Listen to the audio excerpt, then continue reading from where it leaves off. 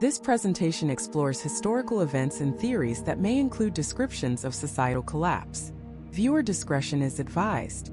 Imagine a civilization larger than ancient Egypt and Mesopotamia combined, a Bronze Age superpower stretching over 1 million square kilometers, home to an estimated 5 million people. They built the world's first planned cities, with grid-like streets so precise they rival modern Manhattan. They engineered the first urban sanitation systems, with private toilets and covered drains in almost every home, a luxury Rome wouldn't see for another 2,000 years. They were masters of trade, their intricate seals found as far away as the Persian Gulf. They were pioneers of science, with standardized weights and measures of astonishing accuracy. For nearly 1,000 years they thrived, and then they vanished. Not a slow decline, not a gradual fade, a sudden catastrophic collapse that plunged 5 million people into a dark age so profound, they were erased from human memory. For 3,500 years it was as if they had never existed. We forgot their names, their cities, their language, their gods. It was only in the 1920s, when a railroad construction crew in modern-day Pakistan stumbled upon strange ancient bricks, that we rediscovered this ghost empire. And with that discovery we unearthed the greatest mystery in ancient history. Where did all the people go? This wasn't the fall of Rome, a well-documented saga of political decay and barbarian invasions. With the Indus Valley Civilization there are no records, no chronicles of their final days, no heroic last stands carved into stone, because in all of the thousands of artifacts we've dug from their silent cities, we have never been able to read a single word of their language. It is a script that remains completely undeciphered.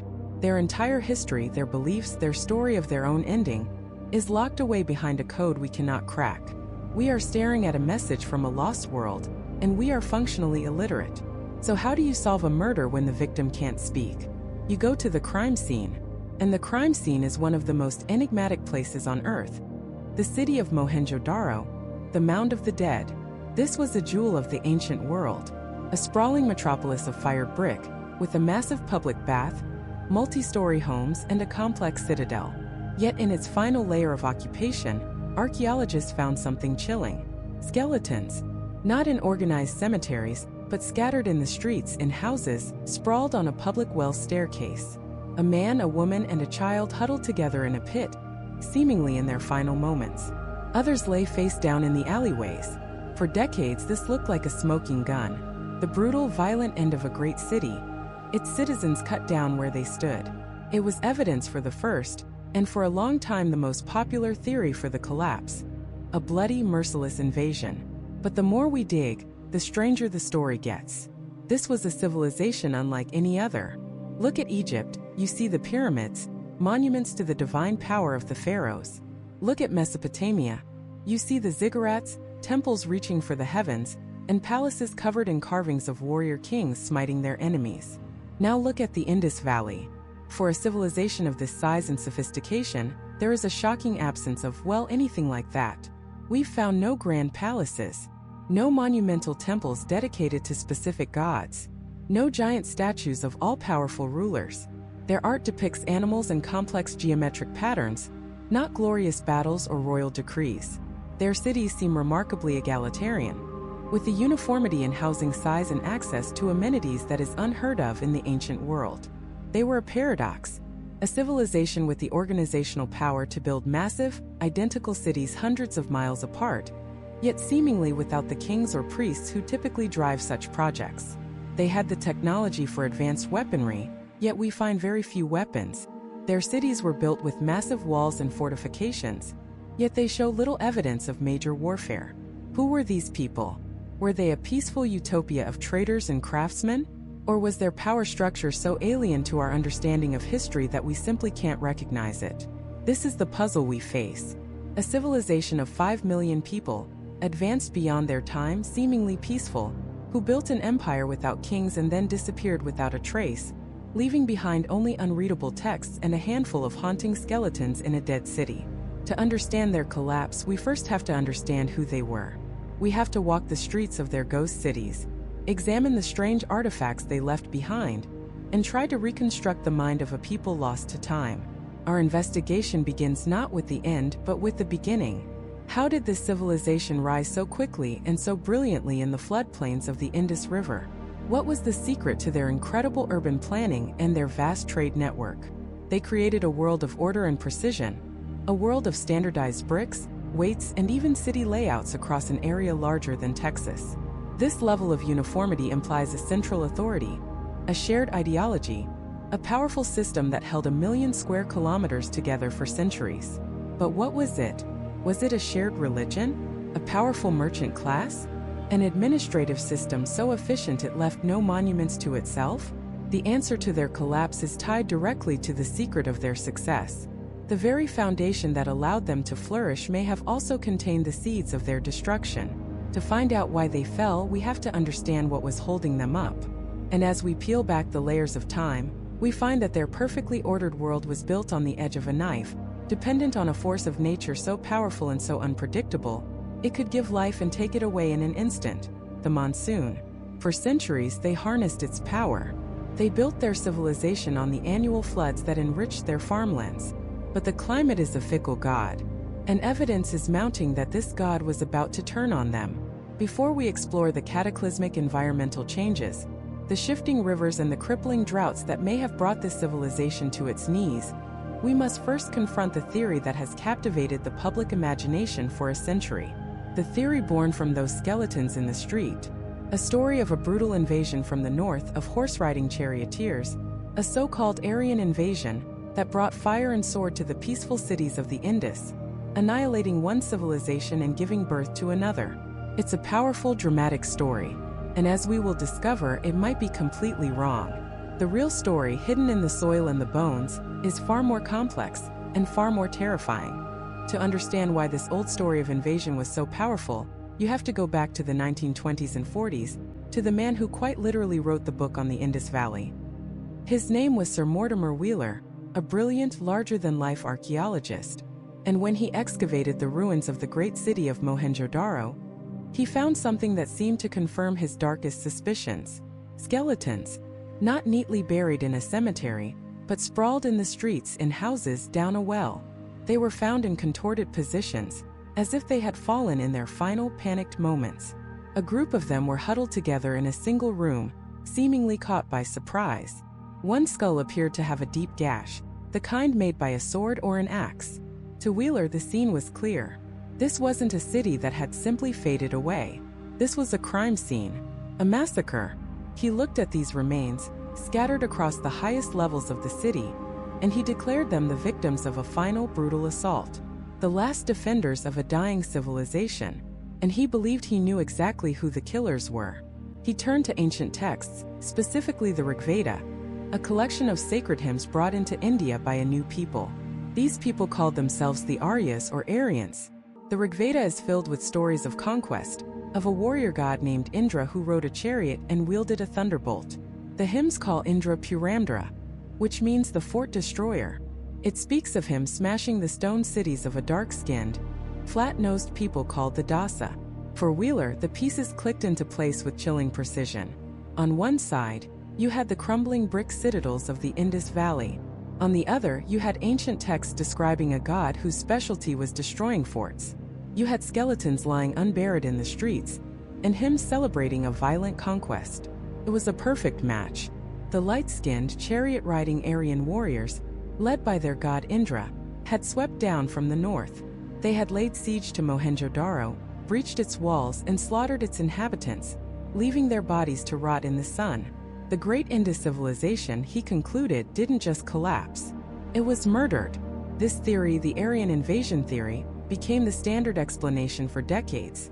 It was taught in schools, printed in textbooks, and cemented in the popular imagination. It explained everything so neatly. It provided a clear villain, a clear victim, and a dramatic epic battle for the soul of a subcontinent. It was a story of civilizational replacement, of a vigorous new culture overwhelming a stagnant old one. But forensics, like history, has a way of evolving. And when modern science took a second look at Wheeler's crime scene, the story began to fall apart, piece by agonizing piece. The first problem was the evidence itself. Those skeletons, all 37 of them. For a city that once housed over 40,000 people, 37 bodies is not a massacre. It's barely a skirmish. If an invading army had sacked the city, you would expect to find thousands of bodies, weapons, fire layers, and signs of a massive battle. But archaeologists found none of that. No layers of ash from a city-wide fire. No caches of arrowheads or spear points. No shattered shields or broken swords. Just a handful of skeletons, scattered across a vast empty city.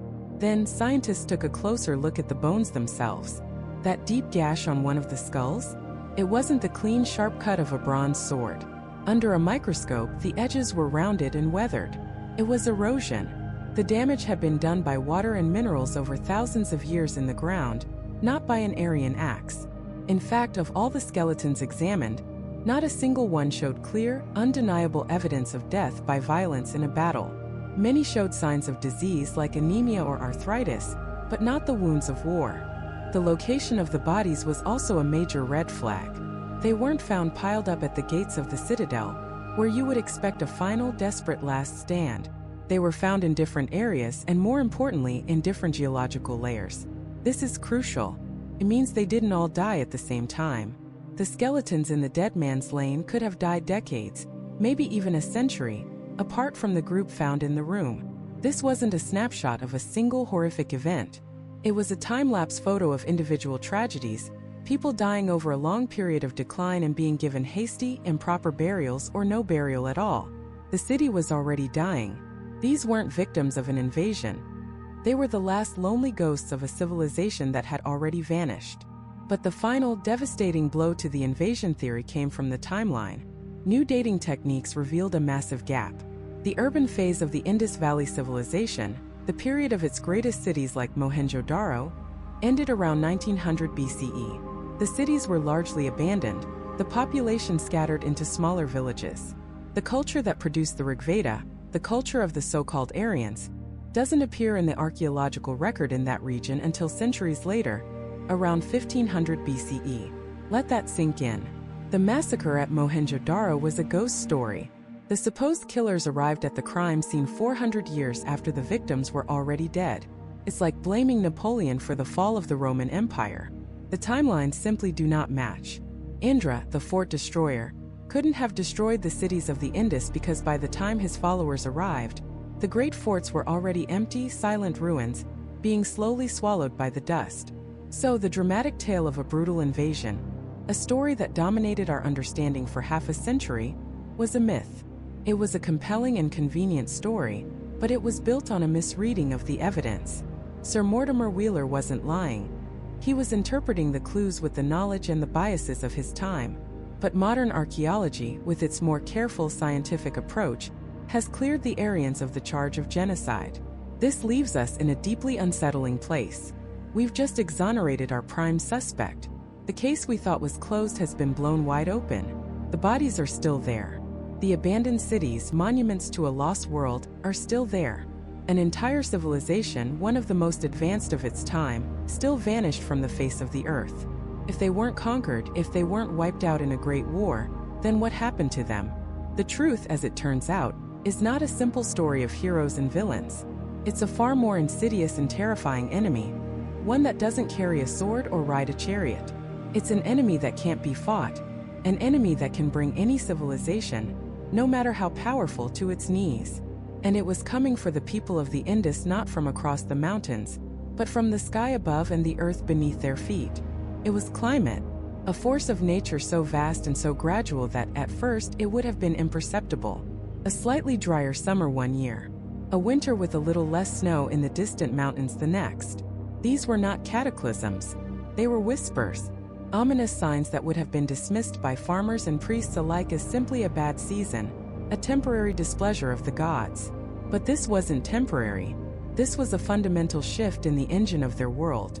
For over 1,000 years, the people of the Indus had built their society on a promise, a sacred pact with the seasons. Every summer, the great Indian summer monsoon would sweep in from the ocean, a skyborne river delivering life-giving water to the fertile plains. This wasn't just rain. It was the metronome of their civilization. It dictated when to plant, when to harvest, when to fill the great granaries that stood as proud symbols of their collective security. The monsoon was so reliable, so predictable, They engineered their entire world around its rhythm.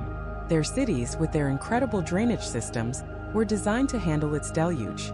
Their agriculture, a sophisticated mix of wheat and barley grown with winter rains and millet and rice in the summer, was a masterpiece of climate adaptation. They had mastered their environment. They had solved the puzzle of survival and turned it into an art of prosperity. But the climate doesn't make promises. The Earth's climate system is a fantastically complex machine of ocean currents, atmospheric pressures, and solar cycles. And around 4,000 years ago, that machine began to change. The gears shifted. Scientists today, acting as forensic climatologists, have pieced together this ancient weather report using the most incredible clues. They drill deep into the mud at the bottom of ancient lakes, pulling up core samples that read like history books. Each layer of sediment is a snapshot of a single year.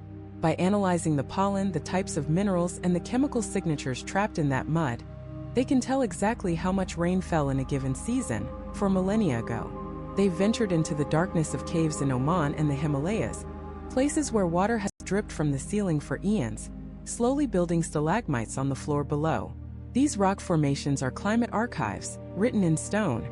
As each drop of water deposits a microscopic layer of calcite, it traps oxygen atoms from the ancient rainwater. By analyzing the isotopes of that oxygen, scientists can reconstruct the intensity of the monsoon with breathtaking precision. They can pinpoint the exact decades when the rains began to falter.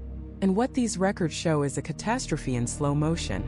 The powerful, predictable summer monsoons that had nourished the civilization began to weaken. They grew erratic. Some years they would arrive late. Other years they would barely arrive at all. Imagine the anxiety. A farmer in Mohenjo-Daro, his face etched with worry, scanning a cloudless bronze sky day after day, waiting for the rains that his grandfather had always sworn would come. Imagine the priests on the citadel, performing rituals and sacrifices, pleading with the heavens to restore the balance, to honor the ancient pact. But the sky remained silent. The summer crops of millet and rice, once a reliable staple, began to fail. The fields turned to dust. The first whispers of hunger would have echoed through the perfectly planned streets. But this was only one half of the assault.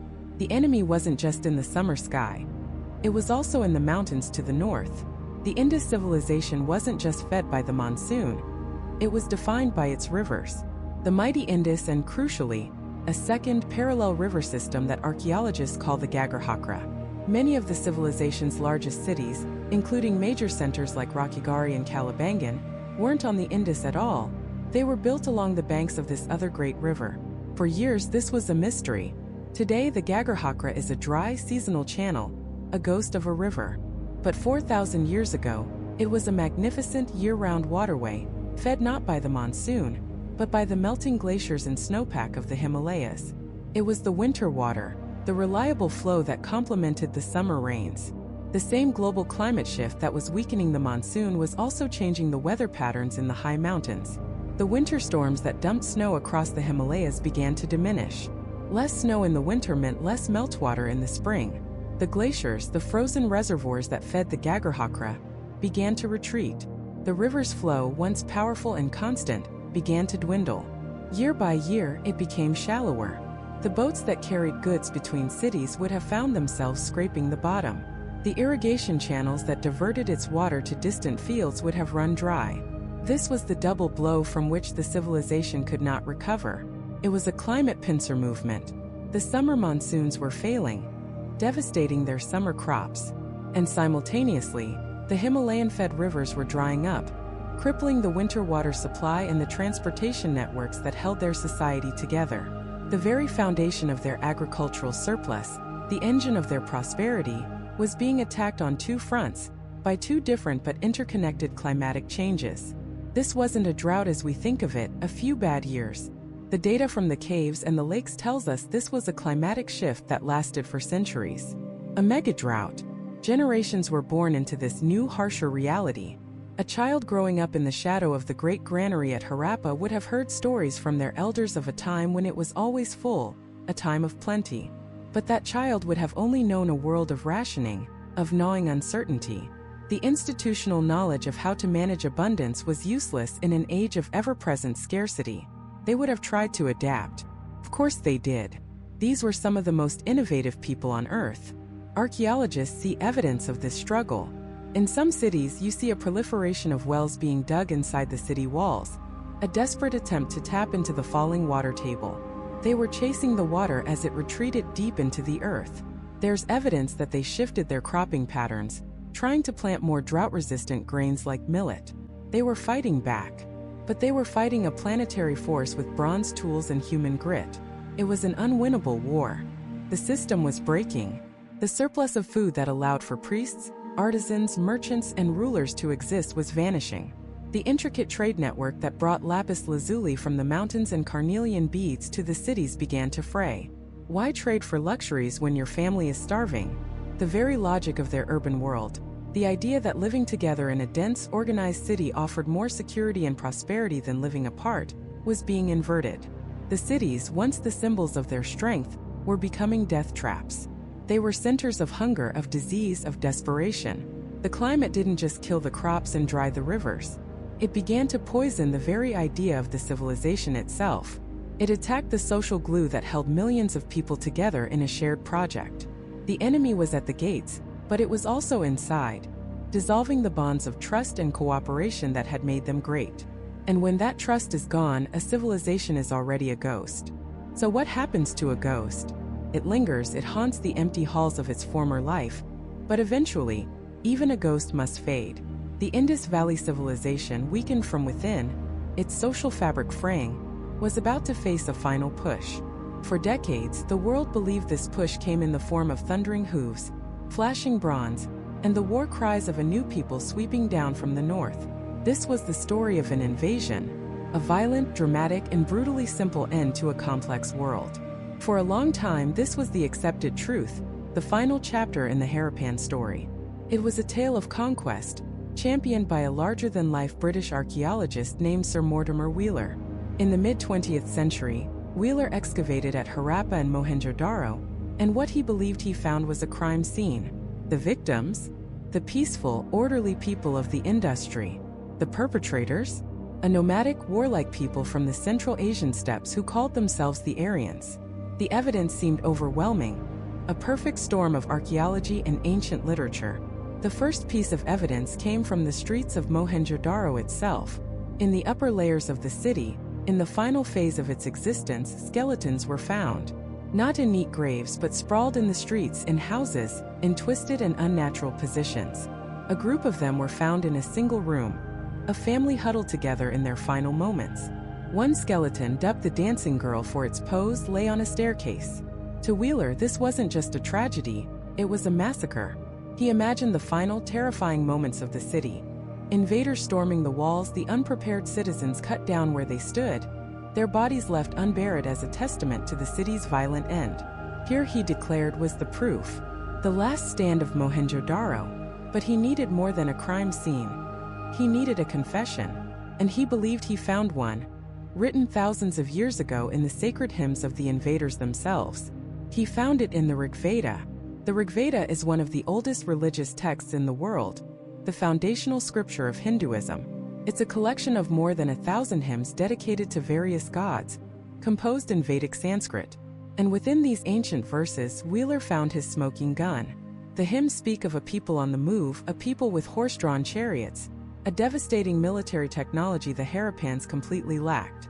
They speak of a warrior culture that worshipped a pantheon of powerful gods. And the king of their gods was Indra, a thunder-wielding, hard-drinking, belligerent deity who was given a very specific title, Purandara, the destroyer of forts. Hymn after hymn describes Indra's glorious battles. With all outstripping chariot wheel, O Indra, thou far-famed, hast overthrown the twice 10 kings of men. The texts describe him shattering ancient castles, tearing down fortress walls, as age consumes a garment. He is depicted as a liberator for his people, the Aryans waging war against their enemies, the Dasa or Dasyu. And who were these Dasa? The Rigveda describes them in ways that sent a chill down the spines of archaeologists. They were described as dark-skinned, flat-nosed people who lived in fortified cities and worshipped strange gods. They were rich in cattle, which the Aryans coveted. It was almost too perfect. Wheeler and his contemporaries looked at the ruins of Mohenjo-Daro and Harappa, these massive, fortified cities. They looked at the skeletal remains and artistic depictions of the Harappan people, and they read the Rigveda's description of the dark-skinned Dasa living in their forts. The conclusion seemed inescapable. The Aryans were the invaders. The Dasa were the Harappans. The Rigveda wasn't just a collection of religious hymns. It was a war diary. It was the victor's account of the conquest of the Indus Valley. The story was complete.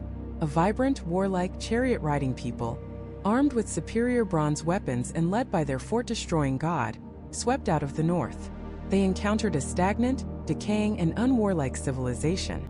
The clash was swift and brutal. The great cities of the Indus were sacked and burned, their people slaughtered, their culture erased, paving the way for a new Vedic age in India. For decades, this was the story told in textbooks around the world. It was clean, it was dramatic, and it made a certain kind of sense. It fit a familiar pattern of history. The vigorous barbarians overwhelming the decadent civilization. It was a compelling narrative, but it was wrong. Completely and utterly wrong. The grand cinematic theory of a massive Aryan invasion, as powerful and convincing as it seemed, began to crumble under the weight of modern science. The story was just too neat, and when scientists and archaeologists started pulling at the threads, the entire tapestry unraveled. Let's start with the crime scene, the massacre at Mohenjo-Daro. When later archaeologists re-examined the evidence, the picture changed dramatically. Those skeletons weren't all found in the same top layer of the city. They were separated by feet of sediment, meaning they had been deposited over hundreds of years. There was no single cataclysmic event. The group of skeletons found huddled in a room, they were from an early phase of the city, long before its final decline. The famous dancing girl skeleton on the stairs? It was found in a context that suggested a simple, unceremonious burial, not a violent death in the heat of battle. Furthermore, out of a city that likely housed over 40,000 people, the total number of massacre skeletons found was less than 40. 40 bodies over several centuries in a massive ancient city is not a sign of a genocidal invasion. It's a sign of, well, life and death in an ancient city. And when forensic pathologists examined the bones, they found no evidence of sword marks, no arrow wounds, no signs of a violent end for most of them. Many showed signs of disease like tuberculosis. The so-called massacre was a myth.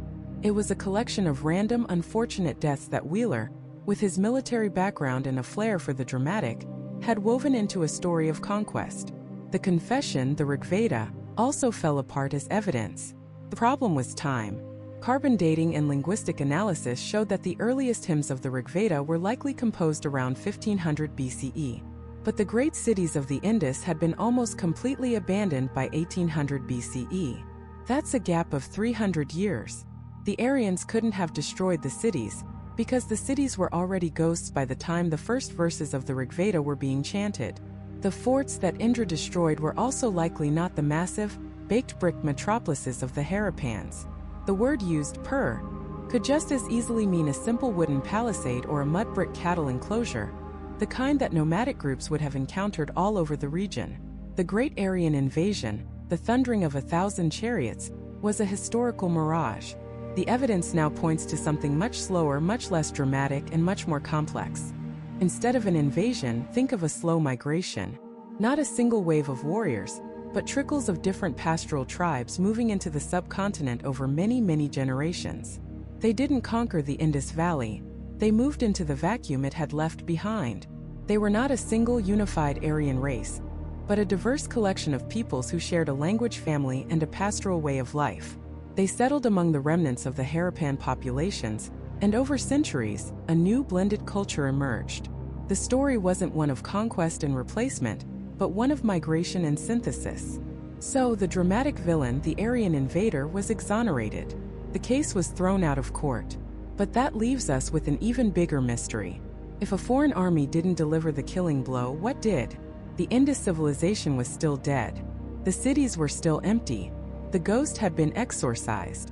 Something had pushed this vast, sophisticated society over the edge, something powerful enough to unravel a civilization that had endured for a millennium. The enemy wasn't a man with a sword. It was something far older, far more powerful, and completely indifferent to human ambition. The true killer had been there all along, hiding in plain sight. It was the sky, the rivers, and the earth itself. For 1,000 years, the Indus Valley Civilization had a sacred contract with the sky. Every summer, without fail, the great Indian summer monsoon would arrive. It was more than just rain. It was a clockwork deity, a life-giving pulse that dictated the rhythm of an entire society. This wasn't the violent, unpredictable flooding of Mesopotamia or Egypt. This was a gentler, more reliable system. The monsoon would swell the Indus and the now-lost Gagarhakra River, and as the waters receded, they would leave behind a blanket of rich, fertile silt. On this gift from the rivers, farmers would plant their winter crops, wheat and barley, which required little additional rain. The civilization was a masterpiece of engineering built on this single foundational promise. The floods will come, and the land will provide. Their vast granaries, their bustling cities, their complex trade networks, all of it was predicated on this cosmic guarantee. Then the promise was broken. Around 2000 BC, the heartbeat of the monsoon began to weaken. It wasn't a sudden stop. It was a slow, terrifying arrhythmia. The life-giving pulse that had been so reliable for a millennium started to become faint, erratic. The rains, once dependable, became fickle. Some years they were late. Some years they were weak. Some years they barely came at all. The very foundation of their world, the one constant they had built everything upon, was crumbling beneath their feet. How do we know this? How can we possibly reconstruct the weather patterns of 4,000 years ago? The answer lies in some of the most ingenious detective work in modern science. We read the planet's own history books, archives written not in ink, but in layers of mud, ice, and stone. Scientists have drilled deep into the floor of the Arabian Sea, pulling up long cylinders of sediment. These sediment cores are like time capsules. Each layer corresponds to a different period, and by analyzing the fossilized remains of tiny marine organisms within those layers, they can reconstruct the ocean's surface temperature and salinity. What they found was a dramatic shift, a change in the ocean currents that directly power the monsoon. But the most compelling evidence comes from a place you'd never expect: a cave. Deep in the mountains of Oman in northern India, water has been dripping from the ceiling for millennia, slowly building stalagmites from the ground up. As each drop falls, it leaves behind a microscopic layer of calcite, a mineral deposit. These layers, like tree rings, build up year after year, creating a perfect, high-resolution record of the climate. By analyzing the oxygen isotopes, different flavors of oxygen atoms, trapped within each layer, scientists can determine precisely how much rain fell in any given year, thousands of years in the past. It's a library written in stone, and when researchers read the story of the Indus Valley period, they saw it clear as day: a catastrophic, centuries-long drought. The stone library told a story of a sky that had closed for business. This wasn't a single bad year. This was a fundamental climate shift, a mega-drought that persisted for generations. The engine of the Indus civilization was running out of fuel, and the effects of this would have been a cascade of slow-motion failures, a domino effect that would unravel their society thread by thread. First, and most obviously, came the agricultural collapse. The winter cropping system, the bedrock of their food supply, was entirely dependent on the moisture left behind by the summer monsoon floods. As the monsoon weakened, the rivers shrank. The great Gagarhakra, once a mighty river possibly wider than the modern Indus and home to hundreds of settlements, began to dwindle. Its life-giving floods became a memory. It was transforming into a ghost river.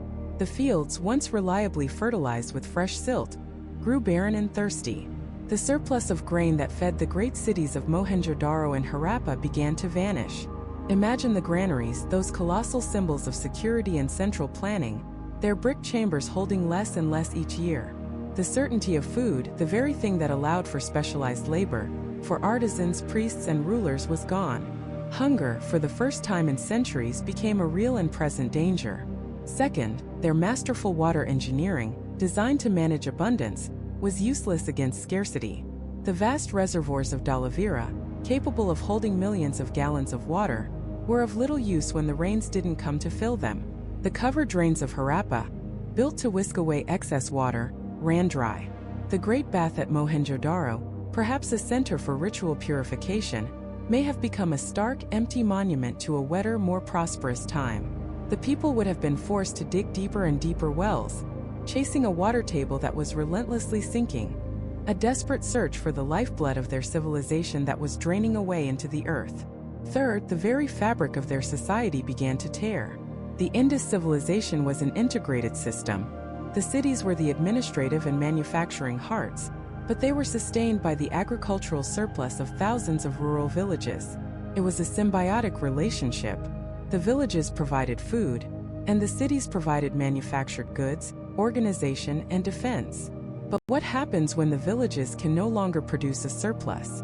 Why would a farmer send his precious, meager harvest to a distant city when his own family is on the brink of starvation? The social contract breaks down. The intricate web of trade and obligation that connected the entire valley would have frayed. The flow of goods, grain, cotton, pottery, beads, which was the civilization's circulatory system, would have slowed to a trickle. This wasn't an invasion. It wasn't a single battle or a cataclysmic earthquake. It was something more insidious. It was the slow, grinding erosion of the world's most fundamental certainties. It was waking up every day in a world that no longer followed the rules. The gods of the sky and water, who had blessed them for 1,000 years, had fallen silent. The world had become unpredictable, and a civilization built on predictability cannot survive that kind of chaos. Faced with this existential crisis, the people of the Indus Valley didn't simply lie down and vanish. They were resourceful. They were survivors. They began to adapt. And it is in this adaptation, in the desperate choices they were forced to make, that we find the next piece of the puzzle. As the great urban centers began to lose their purpose, their population started to move. It wasn't a panicked flight, but a great migration, a strategic retreat. People began abandoning the dying river valleys of the Indus and the Gagarhakra and moving east and south, towards the Ganges plains and Gujarat, where the rainfall patterns were different, more localized, and not as dependent on the great, failing monsoon system. They were shifting their entire agricultural strategy, moving away from winter crops like wheat and barley, which relied on the big floods, to summer crops like rice and millet, which could be sustained by smaller, more local rains. It was a brilliant adaptation, a testament to their resilience. They were decentralizing, breaking up the massive integrated state into smaller, more agile, self-sufficient communities. The age of the great cities was ending, and a new age of villages was beginning. But this solution came at a tremendous cost. In saving themselves, they had to sacrifice their civilization. The very things that made them so spectacular. Their massive planned cities, their long-distance trade, their standardized weights and measures, their enigmatic script. All of these were products of a large-scale, interconnected society. A society that could only exist with the agricultural surplus and riverine highways of a wetter world. In scattering into smaller agrarian villages, they lost that critical mass. The specialists, the scribes, the engineers, the bead makers, the metallurgists, could no longer be supported. The need for a complex, centralized administration evaporated. The knowledge, the culture, the identity that was held within those city walls began to dissipate like water into sand. The climate didn't just kill the crops, it killed the complexity, forced a simplification. They didn't die out, but their civilization, that unique, magnificent urban experiment, did. The Indus script, with no centralized state or long-distance trade to support it, fell out of use. The skill of city planning was forgotten. The vast social and political structure that was Harappa simply dissolved. The climate was the trigger, the external shock that pushed the system to its breaking point. But the final collapse was a human decision. It was the result of thousands of people making the rational choice to abandon a way of life that was no longer sustainable, to trade their grand urban world for the simple promise of survival. But was it really that simple? Did this great dispersal happen peacefully, or did the immense strain of a dying world lead to conflict, to a breakdown of order, to an internal unraveling that tore their society apart from the inside out? This is the central question that haunts the ruins of Mohenjo-Daro and Harappa. For decades, the prevailing image of the Indus Valley Civilization was one of almost utopian peace. When archaeologists first uncovered these cities, they were struck by what they didn't find. Compared to their contemporaries in Egypt and Mesopotamia, the Indus people seemed remarkably non-violent. Where were the grand reliefs of kings smiting their enemies? Where were the massive temples dedicated to gods of war? Where were the palaces fortified for a royal siege? They didn't see them. The art depicts animals, intricate patterns, and scenes of daily life and ritual, not conquest and bloodshed. This led to a powerful romantic idea. A vast, complex urban society that had somehow evolved beyond warfare. a civilization built on trade and cooperation, not domination. But a peaceful society is not the same as a society without violence. And as the climate turned against them, as the rivers dried up and the crops failed, the very foundations of that cooperation would have been tested to their breaking point. A society built on predictability and surplus was suddenly thrown into a world of scarcity and chaos. What happens to trust when the granaries are empty? What happens to order when the water disappears? The truth, as revealed by a closer look at the evidence, is far more complex and unsettling than a simple, peaceful dispersal. Let's start with their cities. Those massive brick platforms, the so-called citadels, that rise above the urban grid. For a long time, the accepted wisdom was that these were primarily for flood protection or ceremonial purposes. And they certainly served those functions. But look again. They are, in every practical sense, fortifications. They have towering walls, controlled entry points, and strategic oversight of the surrounding city and landscape. You don't build structures like that unless you are concerned about security. Whether the threat was from outside invaders or, perhaps more chillingly, from desperate people within their own society, they clearly felt the need for defensible strongholds. These weren't just platforms to escape the water. They were bastions to hold against a threat. Then there are the weapons. While it's true we don't find arsenals of swords or elaborate armor, it's a myth that the Harappans were unarmed. Archaeologists have unearthed caches of copper and bronze weapons, spearheads, arrowheads, daggers, and flat axes that could just as easily split a skull as they could a log. For a long time, these were dismissed as tools for hunting. But the quantity and design of many of these items strongly suggest a dual purpose. A spear that can bring down an antelope can just as effectively be used in a skirmish. The critical piece of evidence is what happens during the civilization's decline. As the great cities begin to falter, the production of these weapons seems to increase. Newer, later settlements from the late Harappan period often contain a higher proportion of weaponry than the older, more prosperous urban centers.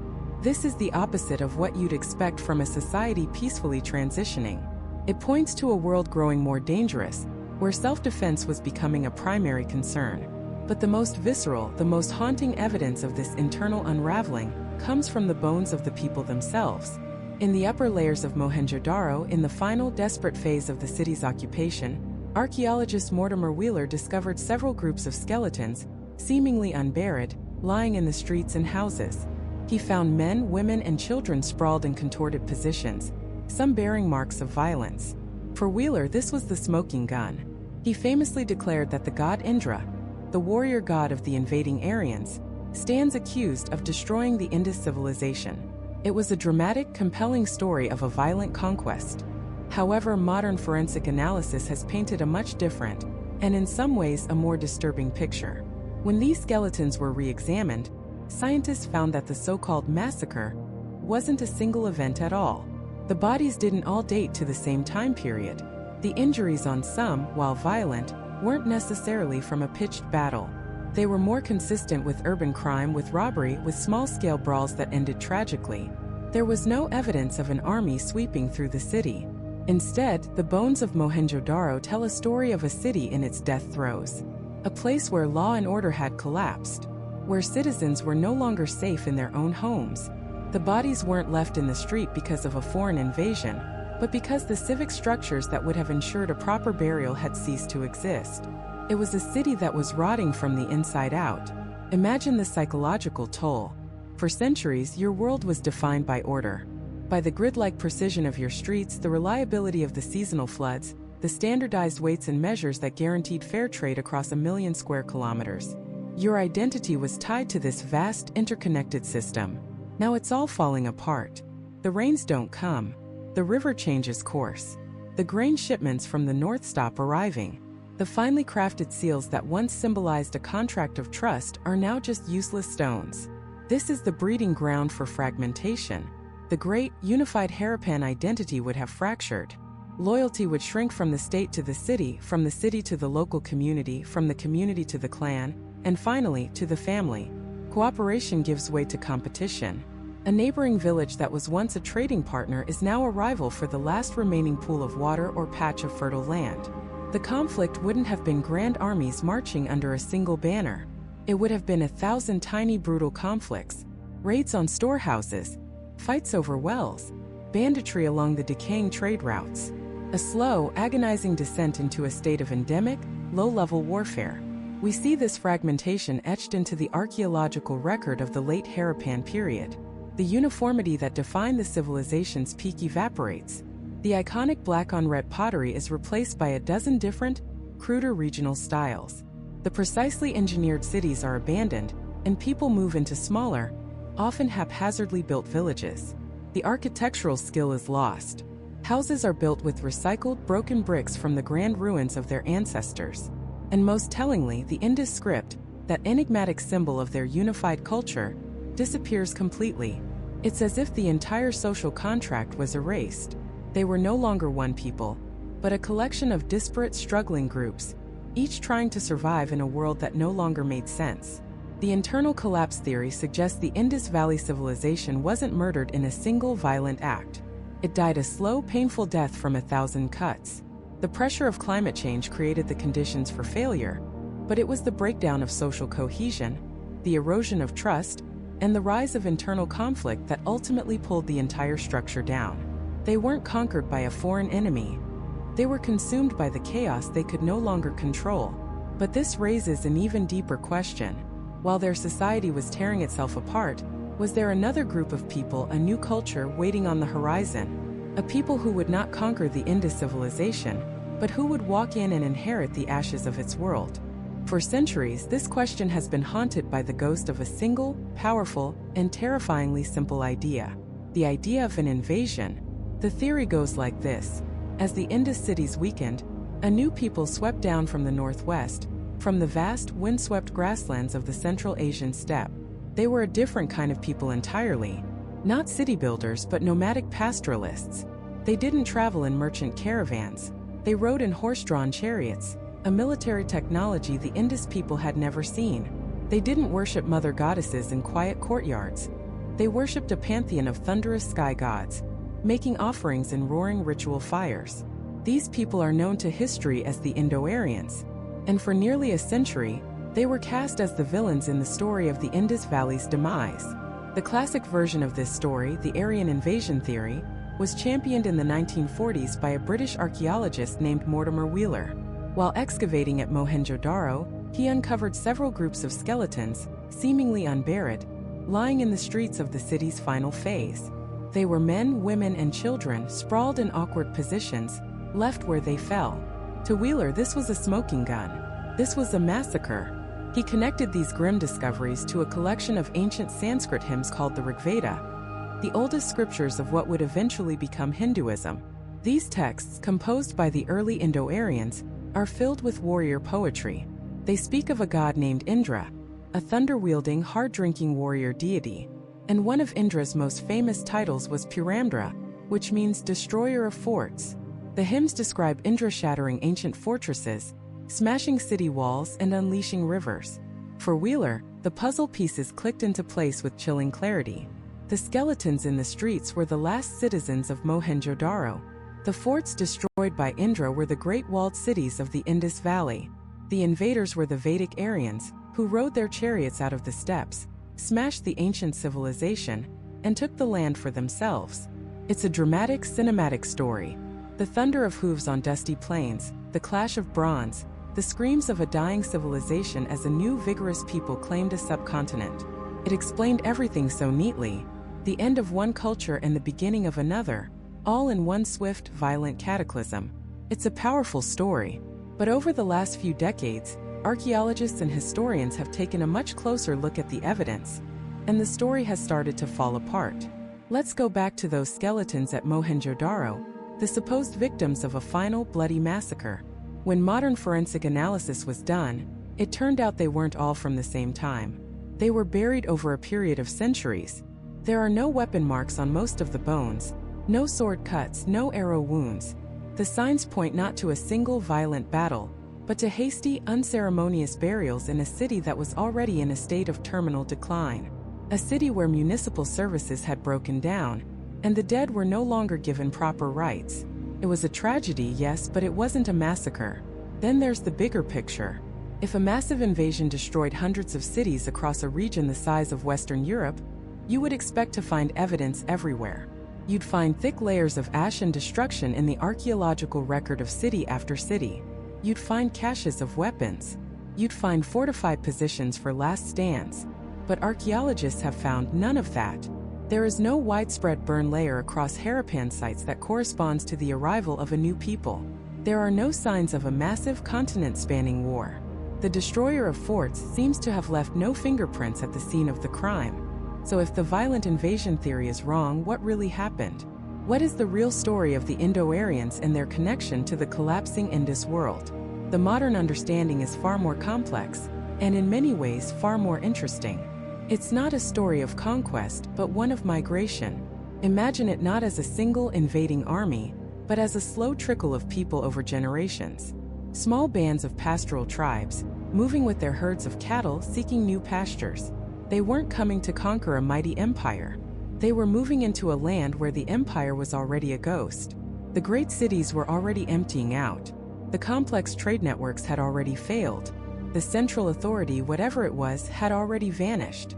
The Indo-Aryans didn't kick down the door.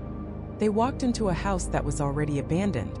The evidence for this migration model is powerful and comes from three different fields: linguistics, archaeology, and genetics. First, language. The language of the Indus Valley people, deciphered from their seals, is still a mystery, but most scholars believe it belonged to the Dravidian family of languages, which are now spoken mostly in southern India. The language of the newcomers, the one we see in the Rig Veda, was Proto-Indo-Aryan, a branch of the Indo-European language family. It is the ancestor of Hindi, Bengali, Punjabi, and most of the languages of northern India, Pakistan, and Bangladesh today.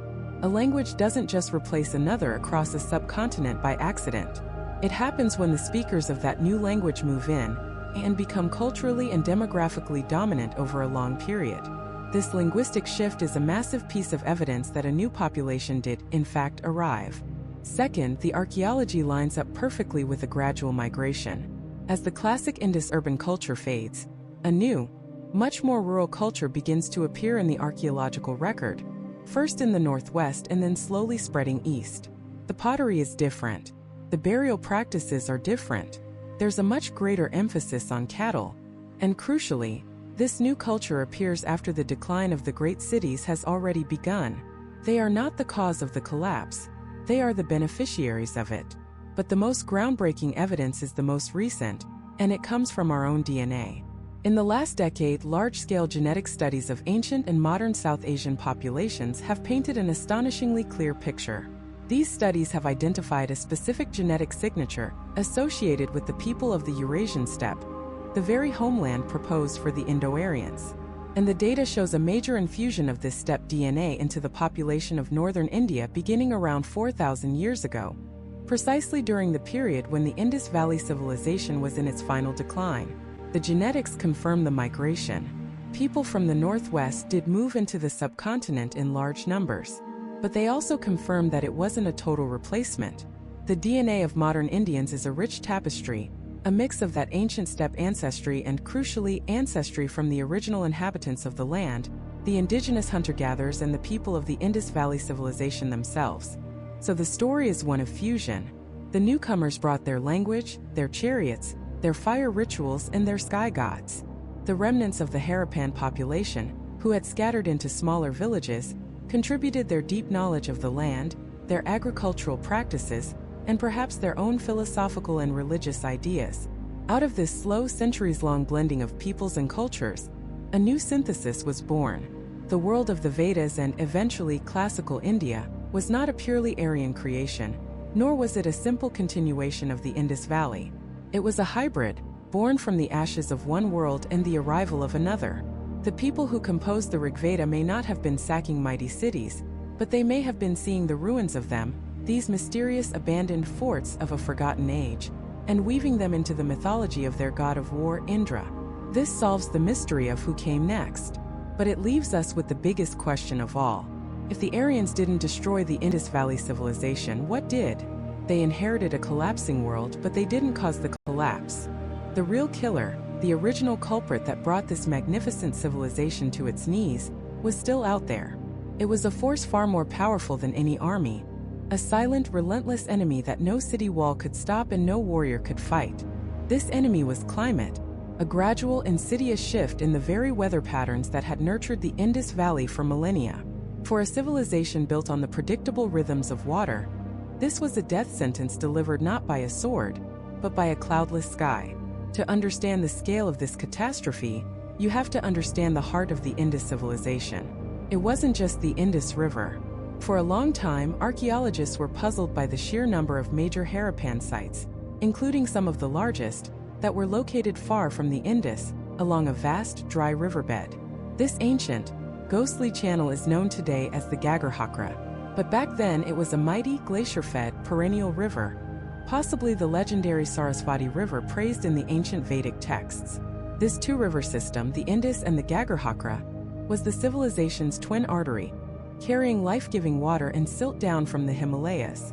The entire society was engineered around its predictable, annual flooding.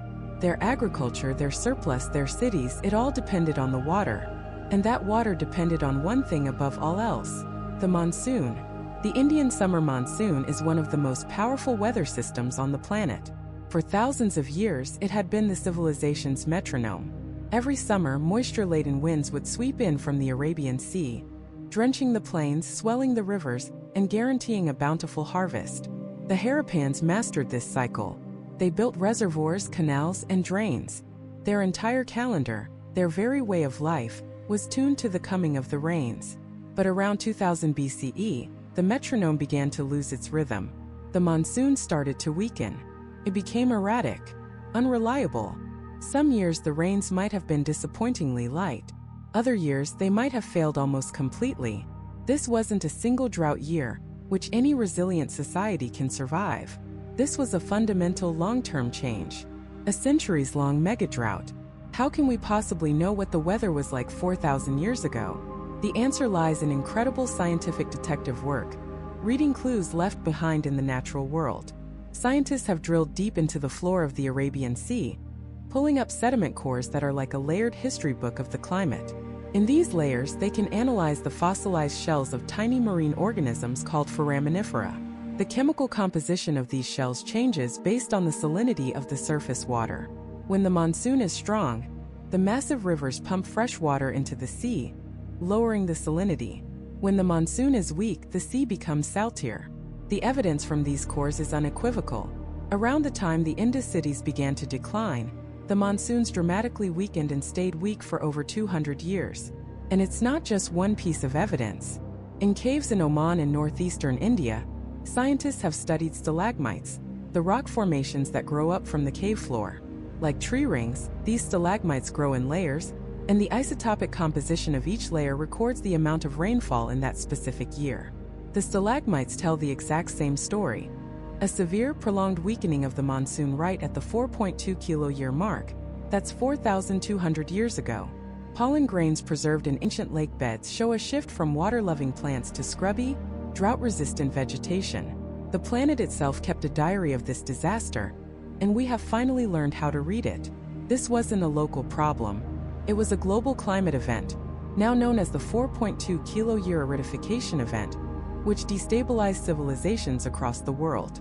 It's linked to the collapse of the Old Kingdom in Egypt, the Akkadian Empire in Mesopotamia, and cultures in China. But for the Indus Valley, whose reliance on the monsoon-fed rivers was so absolute, it was singularly devastating. The first victim was the Great Gagarhakra River.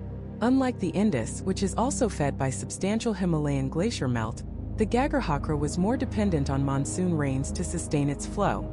As the monsoons faltered, the river began to shrink. Its tributaries dried up. The once mighty waterway, lined with bustling towns and cities, dwindled into a series of seasonal pools before vanishing almost entirely into the thirsty sands of the Thar Desert.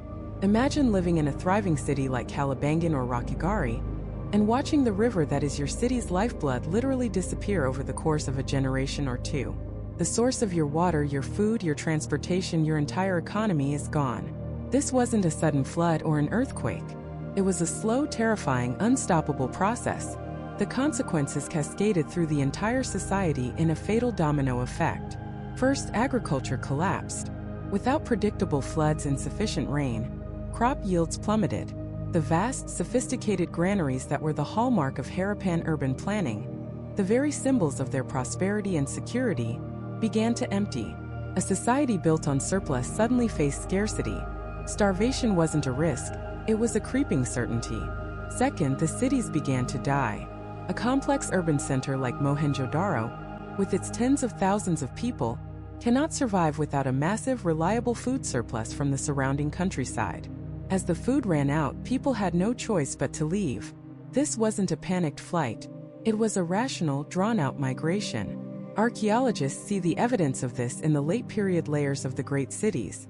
Public services break down. The meticulously maintained drainage systems clog with garbage.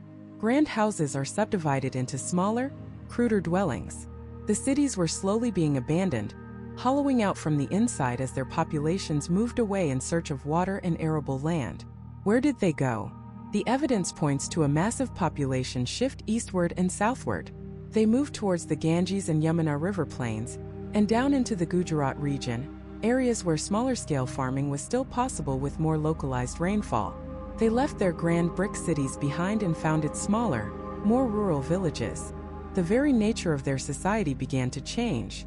This leads to the third domino, the collapse of their complex social and economic structure. The long-distance trade networks that brought lapis lazuli from Afghanistan and copper from Oman disintegrated. Without the urban centers to act as hubs, the system fell apart. The specialized crafts that defined Harappan culture, the intricate bead-making, the seal carving, the advanced metallurgy faded away. There was no longer a wealthy urban elite to support them. Society became simpler, more localized, more agrarian. The great unifying force of the Indus civilization dissolved. And finally, the last domino fell: knowledge. The enigmatic Indus script, which was likely used for trade and administration, lost its purpose. As the complex economy it served vanished, the need to write vanished with it. The script wasn't violently suppressed, it simply became obsolete. No one needed to keep records of trade that no longer existed. No one needed to administer cities that were now ghost towns. And so, within a few generations, the ability to read and write it was lost forever, taking with it the secrets, stories, and the very name of this once great people. This was the true collapse. Not a single violent event, but a slow, grinding, systemic failure driven by the relentless pressure of a changing climate. The Indus civilization wasn't murdered. It starved. It died of thirst. The people didn't vanish from the face of the earth, but their way of life, their urban, interconnected, and technologically advanced world did. They were refugees of climate change, scattered and transformed, their magnificent civilization left to be buried by the sands of a world that no longer had a place for it. And yet, for nearly a century, this story of a slow, agonizing surrender to a changing planet wasn't the one people told. The narrative that first captured the world's imagination was far more sudden, far more violent, and far more cinematic. It was a story of invasion, of conquest, of a final bloody last stand in the streets of Mohenjo-Daro. For decades, the collapse of the Indus Valley Civilization was blamed on a nomadic, chariot-riding people from the north, the Indo-Aryans. This idea, known as the Aryan invasion theory, was championed by the influential archaeologist Sir Mortimer Wheeler in the 1940s. When Wheeler excavated at Mohenjo-Daro, he found several groups of skeletons, seemingly scattered in the upper layers of the city. They weren't in formal graves. They were in streets, in houses, in awkward positions. To Wheeler, the conclusion was obvious. He saw a city under attack, its inhabitants cut down where they stood. He dramatically declared that he had found the massacre at Mohenjo-Daro. He connected this supposed slaughter to the Rig Veda, an ancient collection of Sanskrit hymns, which speaks of the god Indra as a destroyer of forts. Wheeler imagined Aryan warriors, led by their storm god, sweeping down from the Central Asian steppes, smashing through the defenses of the peaceful Harappan cities, and bringing the civilization to a swift and brutal end. It was a simple, compelling story. It had heroes and villains, a clear cause and a dramatic effect. And for a long time it was accepted as fact. But like so much of the Indus Valley story, the truth revealed by further investigation was infinitely more complex, and far less certain. The massacre theory began to crumble under scrutiny.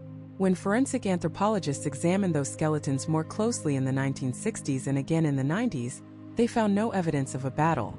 There were no sword cuts, no arrow wounds, no signs of violent trauma consistent with the slaughter.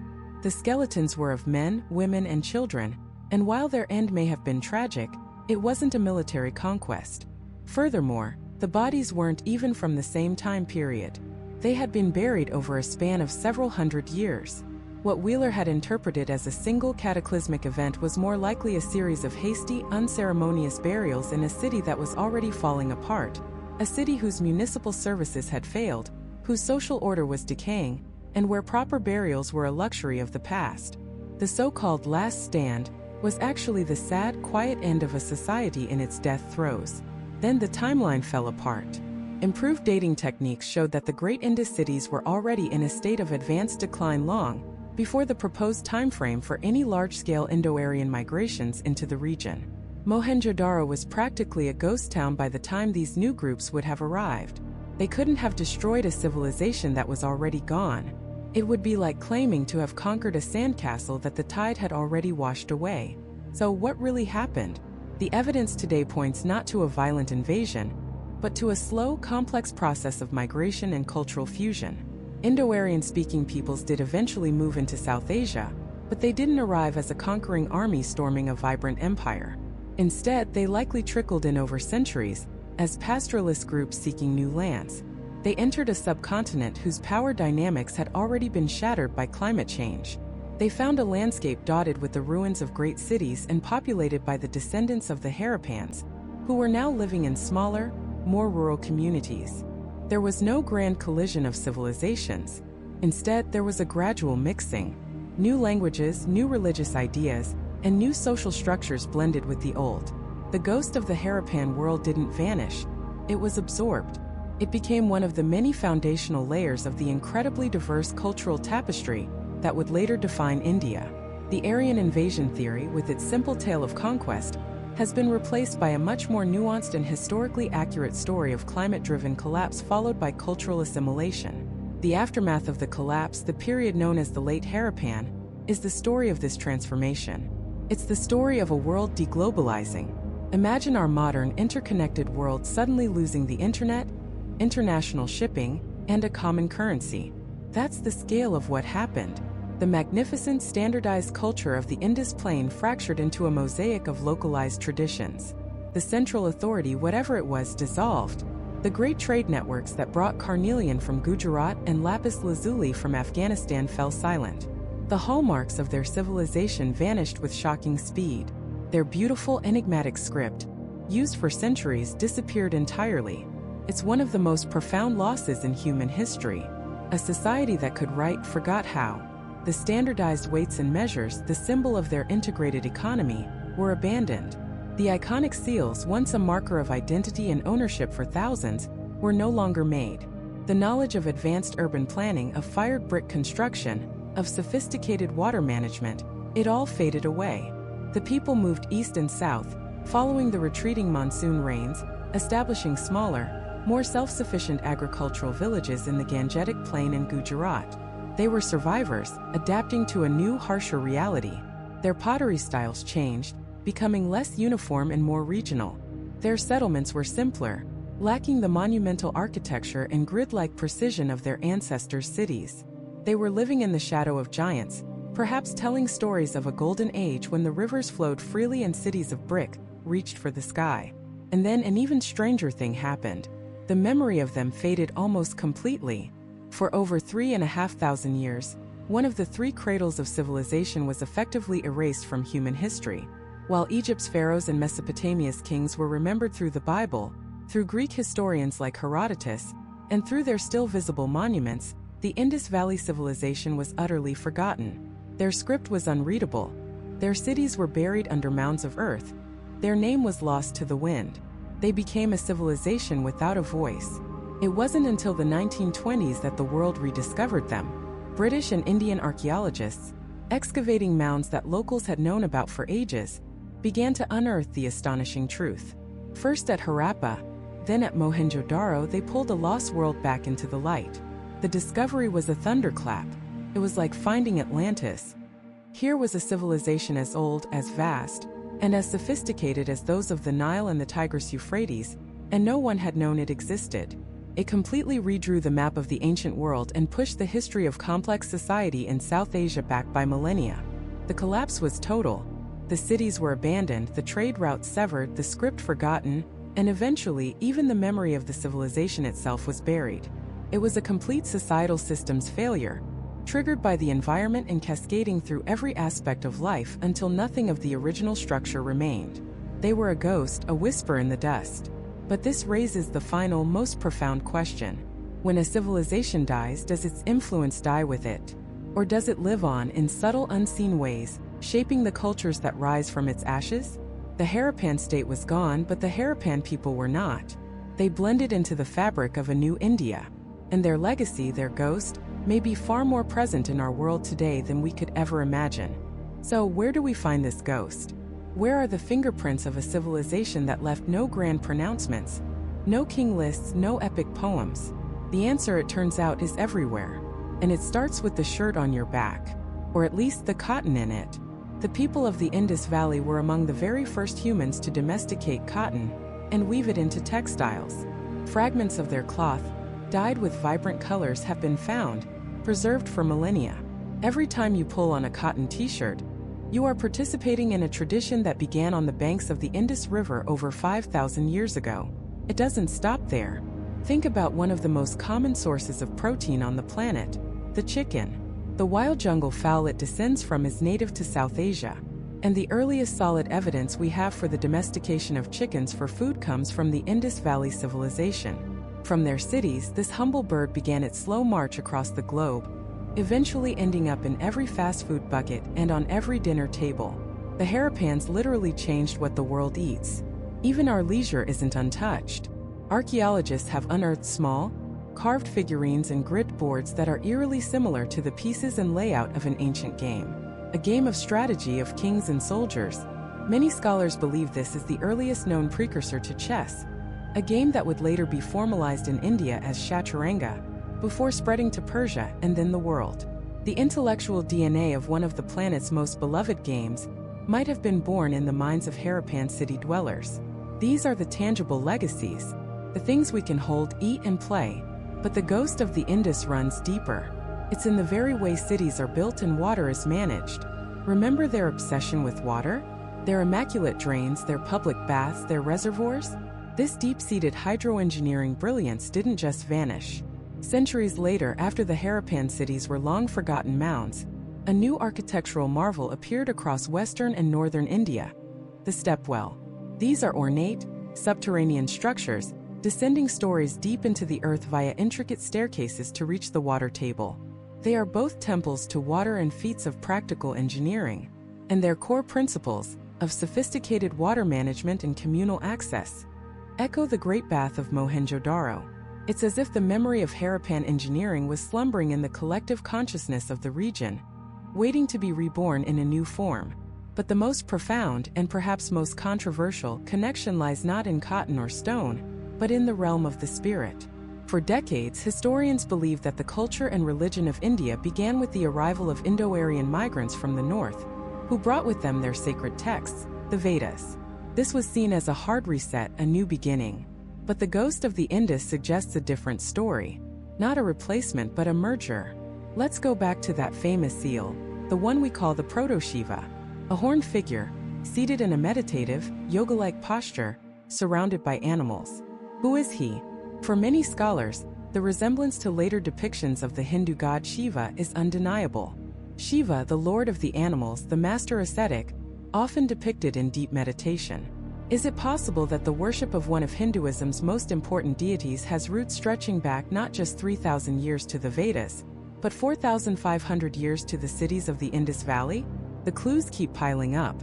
We see figures on seals standing in what looks like the tree pose in yoga. We see countless terracotta figurines of women, so-called mother goddesses, which resonate with the later worship of female deities, or Shakti, that is so central to many Hindu traditions. We see depictions of the peepal tree, treated with a reverence that suggests it was sacred, the same peepal tree under which the Buddha would later achieve enlightenment, and which remains sacred in India today. Suddenly, practices that are seen as the bedrock of Indian spirituality, yoga, meditation, the veneration of certain gods and goddesses, the sacredness of specific animals and plants, don't appear out of nowhere. They seem to be part of a continuous stream of belief that flows directly from the silent civilization. The Indo-Aryan culture didn't erase what was there. It fused with it. The thunder gods of the newcomers met the meditative figures of the old world. The fire rituals of the steppe blended with the water rituals of the river valley, two powerful streams of humanity converging to create the vast, complex ocean we now call Hinduism. This isn't just a theory anymore. Modern genetics is now confirming this ancient merger. Studies of ancient and modern DNA from South Asia show that nearly everyone on the subcontinent today carries the genetic legacy of two primary ancestral groups. One is linked to the hunter-gatherers of ancient India. The other, the people of the Indus Valley Civilization. Their DNA is not gone.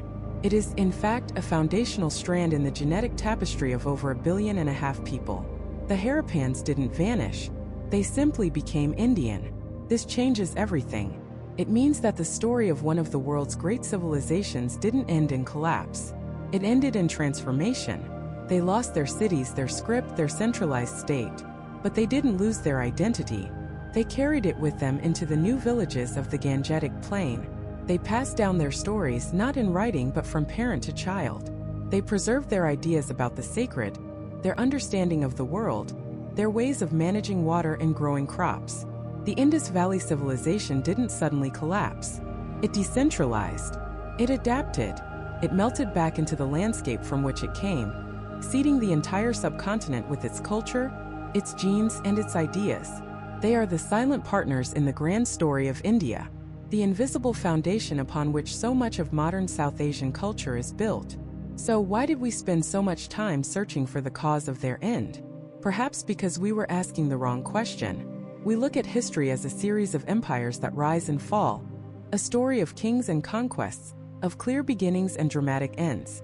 But the Indus Valley teaches us a different lesson, that a civilization can be defined not by its power, but by its resilience. Not by its kings, but by its people. And that its legacy can be so profound, so deeply woven into the fabric of the future, that it becomes invisible, mistaken for the air we breathe. They left no pyramids, no great statues of their rulers. Their grandest monuments were not tombs for the powerful, but baths for the people. Their greatest legacy was not a story of conquest, but a quiet, persistent stream of ideas that has nourished one of the world's oldest living cultures for over 4,000 years. The mystery of the Indus Valley isn't about how it died. It's about how it managed against all odds to live forever.